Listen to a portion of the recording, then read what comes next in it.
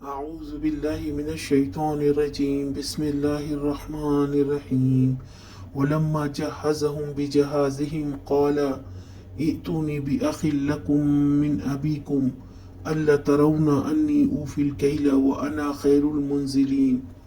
پھر جب اس نے ان کا سامان تیار کروا دیا تو چلتے وقت ان سے کہا اپنے سوتیلے بھائی کو میرے پاس لانا، دیکھتی نہیں ہوں کہ میں کس طرح پیمانہ بھر کر دیتا ہوں اور کیسا اچھا مہمان نواز ہوں۔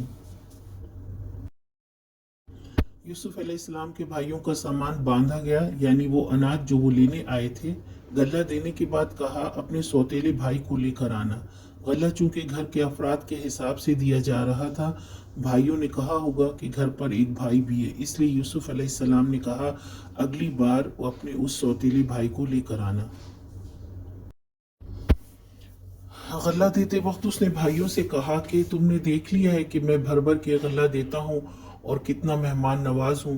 یوسف علیہ السلام نے یہاں اپنی تعریف نہیں کی بلکہ ان کو ترغیب دی ہے کہ میں آئندہ بھی اسی طرح اناج دوں گا اور عزت بھی دوں گا۔ تم اپنے بھائیوں کو لے کر آنا تاکہ اس کے حصے کا غلہ پا سکو۔ دیکھیں یوسف علیہ السلام کا صبر، بھائیوں کو دیکھ کر کوئی حقارت، طنز، طعنہ یا شکوہ بھرا جملہ نہیں بولا۔ پہچان لینے کے باوجود یہ نہیں جتلایا کہ میں وہی ہوں جس کو تم نے کنویں میں پھینکا تھا، آج آ گئے نا میرے پاس گرتے ہوئے۔ وہ اللہ کے نیک نبی تھے اور نبیوں کا رویہ ہمیشہ محسنین کا رہا ہے۔ اللہ پاک ہم سب کو محسنین بندوں میں شامل کر لے۔ آج کا سوال، یوسف علیہ السلام نے غلہ دینے کے بعد بھائیوں سے کیا کہا؟